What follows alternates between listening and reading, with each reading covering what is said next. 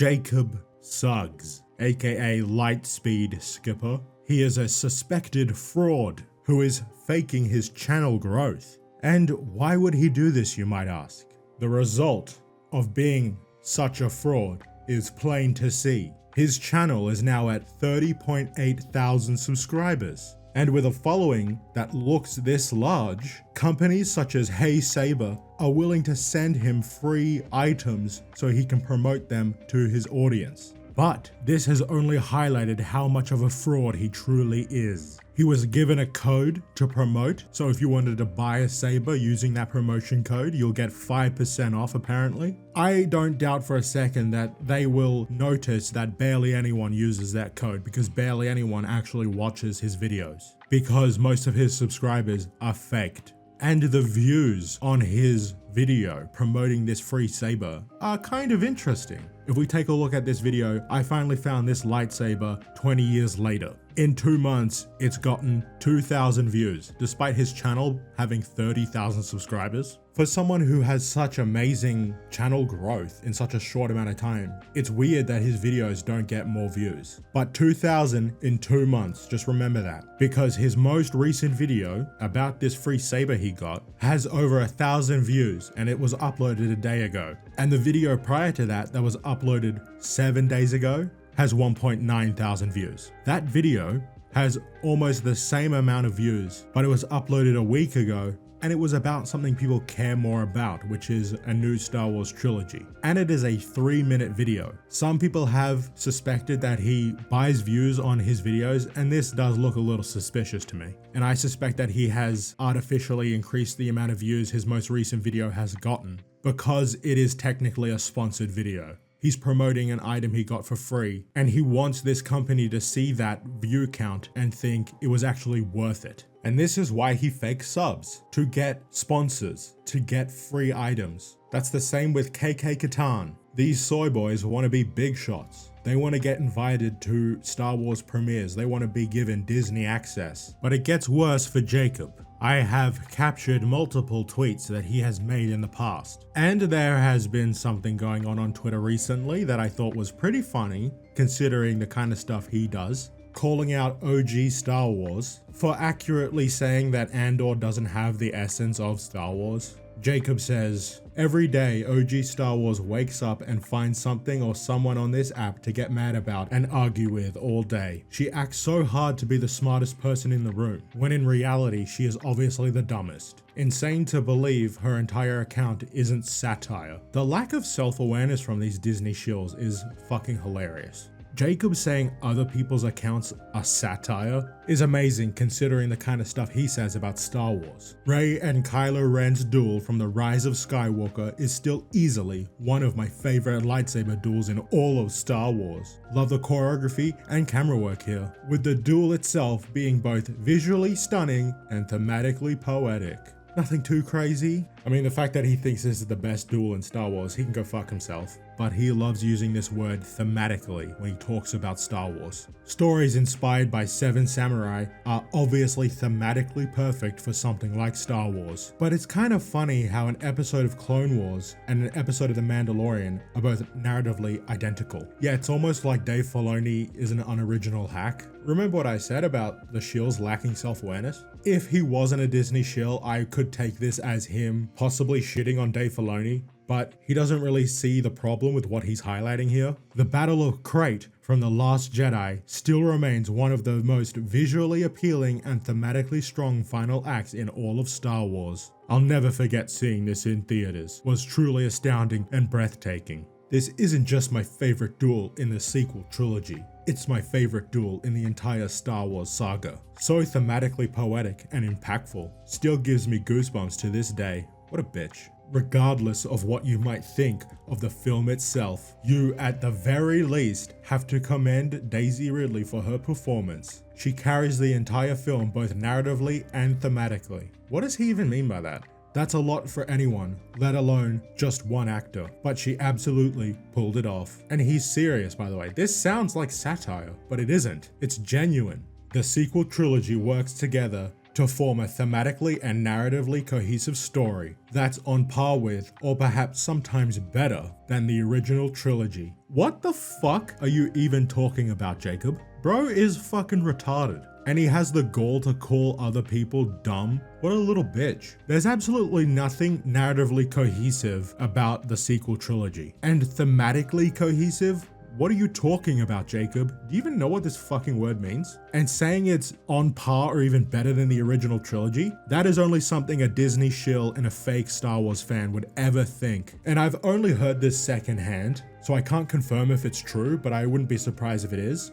Apparently Jacob has said that he's read the Thrawn trilogy multiple times, but at the same time he doesn't know where Luke's original saber ended up in the expanded universe canon. If you didn't know, it ends up with Mara Jade at the end of that trilogy. So if he has said both of those things and they are true statements, then he's clearly a fake fan. Which shouldn't surprise anyone, because if he's willing to fake his subscribe account and lie to fellow Disney shills about buying subs, then of course he's going to lie about being a fan of the expanded universe. This guy loves the sequel trilogy. That's his favorite trilogy. To the point where he's saying it's better than the original trilogy. What a fucking lunatic. But his stupid NPC takes don't stop there. Once again, wanting to thank Rian Johnson for making an all-time favorite with The Last Jedi on this May 4th. Absolutely gorgeous film. Visually, narratively, and thematically. Not just the best Star Wars movie, but one of the best films of the 2010s. Means so much to me, and always will. Thank you, Ryan. Jesus Christ, why don't you just suck his cock while you're at it? I'm not sure if I've seen other Disney shills hype up the sequel trilogy and glaze it as much as Jacob does. Anyway, The Acolyte was some of the most thematically interesting Star Wars we've ever seen. A captivating mystery that also further explored the inherent flaws of those within the Jedi Order, and perfectly led into the prequel trilogy. Fucking no it doesn't. The fuck is this idiot talking about? Everyone involved should be proud. It's clear that so much passion and care went into this series. If only that passion and care was present in the writing and the acting. So sad to hear it isn't getting a second season, but thankful for everything that it contributed to a galaxy far, far away. All it really did was undercut Anakin's origin, and it retconned the Plagueis novel in Disney canon, which I'm sure he has never read because he's a fake fucking fan. I can hear Kino Loy's monologue just from looking at this shot. Andor is without a doubt one of the most thematically profound Star Wars projects ever released. Incredibly thankful that it exists. What does he mean by thematically profound? I don't even think he knows. Luke Skywalker's final act inspired the galaxy, having his faith in the Jedi Order restored and making a projection of himself halfway across the galaxy to allow the Resistance to escape is so thematically profound and narratively poetic. Honestly, can't think of a better way to end this character's journey. The Last Jedi is such a beautiful film. This guy has not read The New Jedi Order or anything in the expanded universe that focuses on Luke Skywalker if he thinks this is how the character's story should end. What a fraud. It keeps going, God, it keeps going. I love how Kylo Ren and Rey's introductions perfectly contrast each other's, both thematically and visually. God damn it, dude, like get some new fucking material. I'm over talking about these kinds of tweets, though there are a lot more just like them that use the same sort of language. But now let's talk about some of his EU takes. Luke Skywalker being the exact same character he was in the original trilogy in the years following makes him the most boring, static protagonist ever, in my opinion. Actually giving him an arc and showing that even legends are still, at their core, people, now that's perfection. This fucking fraud has not read the expanded universe.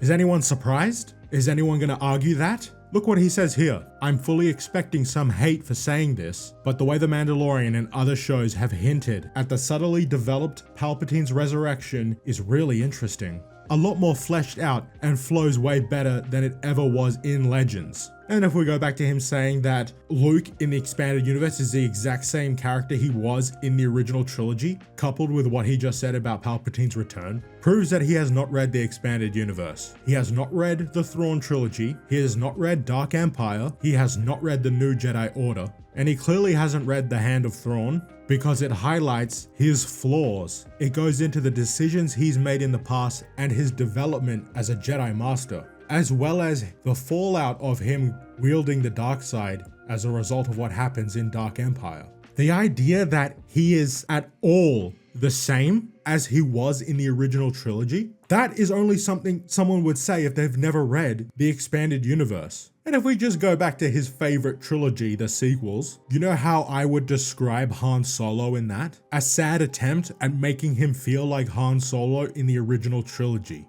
And doing that made him feel boring and static. And the fact that he likes how Luke is portrayed in The Last Jedi shows that he is not a fan of Luke's character, and he's not a fan of the original trilogy. Most of these Disney shills aren't. And like all the Disney shills, he likes to spread lies about the expanded universe. How do people not realize that if George Lucas would have made his version of the sequel trilogy, the expanded universe still wouldn't have been considered canon? Ultimately would have been characterized as legends under any circumstance. George never considered the EU canon anyway. Everything he has said in this tweet, OG Star Wars could easily debunk, but somehow she's the dumbass and not you, Jacob, you fucking idiot. This guy is a fucking retard. Forever will be confused as to why certain people get mad about material from Star Wars Expanded Universe being rebranded as legends, like it's in its own permanent continuity / canon, and are just as widely acceptable to read / purchase as new canon material. People don't like it being called legends because it was originally the canon of Star Wars. George Lucas said so. He has said that the saga is about the father, the children, and the grandchildren. Where the fuck do you think those grandchildren come from, you twat? So it being decanonized by Disney is why people don't like it being called legends. And you would know that if you weren't a fake fan. Do Fandom Menace members not realize that by only accepting what they call George Lucas Star Wars, they'd have to ignore all of Legends too? He didn't develop / write those stories, and aside from setting some guidelines, had little to no involvement. Is this guy serious? He has no fucking clue what he's talking about. Absolute fucking fraud. And he only thinks this because he believes the expanded universe was never canon. So his takes are coming from an incorrect perspective. The Battle of Exegol still remains one of the most thematically strong battles in the entire Star Wars saga. It's just as pulpy and fun as it is symbolic. The final battle of the saga has the entire galaxy coming together to stand against tyranny. It's not just a rebellion or resistance. It's simply people within a galaxy far, far away. What a dork. I'll probably catch some hate for this, but I honestly prefer the sequel trilogy's X-Wing design over the X-Wings from the original trilogy. Both designs are great, but there's something about the new design that modernizes this ship in a really cool way. What is he yapping about, dude? What are you talking about? Modernizes it in a really cool way? What the fuck? Jesus. Am I supposed to believe this is a genuine opinion from him? Especially because these two ships don't look that different. Moses Ingram honestly deserves so much more recognition for her incredible performance as Reva in the Obi-Wan Kenobi series. Her character arc was one of my favorite aspects from that series. Would love to see her return in a future project. Shut the fuck up. Not only is this character just discount Trilla from Fallen Order, but the main criticism Moses got was her performance was bad. And that's not totally her fault. The director was just shit at her job, and the writing was awful. But this character doesn't need more recognition and will never return. The Stranger from the Acolyte is still one of the scariest dark side users in all of Star Wars. Huh? This is not a real opinion.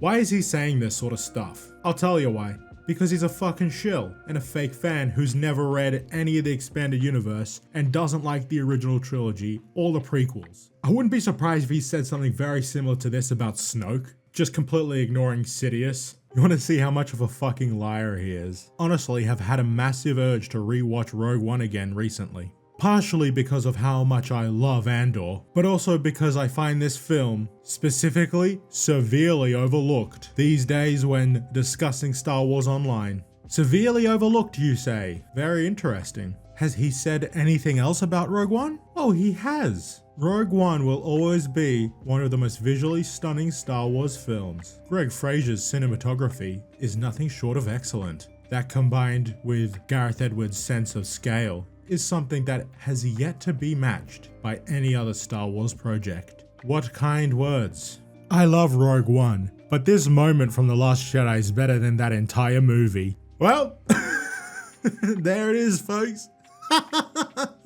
This one scene of Holdo committing suicide in the most stupid way possible is better than all of Rogue One. Ratio with the time you called the biggest capitalist entertainment monopoly on the planet communist. You don't think that might have something to do with Disney bending over backwards to get their films played in China's cinemas because they'll do anything for China money? Like getting rid of all the black people in the marketing of their films and deleting entire scenes just to not offend Chinese people? Like, I don't know, man. I don't know. Doesn't seem like that too much of a stretch. And it's also a joke. Like, come on. You know when people say the left can't meme? It's true. Like, they cannot take a joke at all. Jacob's the kind of guy who would see that Matt Walsh tweet where he's saying, oh, Project 2025 was the plan all along, and actually believe that he was being genuine when he said that and wasn't just fucking around. And Jacob 100% was a white dude for Kamala. I'm sure he was really sad when Trump won the election, and I'm sure his wife was celebrating that win with her boyfriend, while Jacob cried and drank soy like Destiny. God, it's always refreshing to talk about these shills. It always puts me in a good mood. It's so much fun just to expose their stupidity and their lies. You know, I'm still waiting for Jacob to post those analytics, which he never will, because he knows it would expose the truth that he is a fraud. And I just saw this most recent tweet from him. And of course, this guy is a neolophile. Probably put this little doll in a jar and then you know the rest. You know what he's getting up to, the deviant. We seriously need to protect the kids from these Disney shills. They're weirdos. They're so obsessed with these children. It's very strange behavior. And that brings us to the end of this video. We have to keep calling out these shills for being fake fans and for being complete frauds. Disney Star Wars is fake Star Wars. And being a fan of it makes you a fake Star Wars fan. And you do not belong in the Star Wars fandom if you are a fan of fake Star Wars. Thank you for watching. Like and subscribe. I'll see you guys later.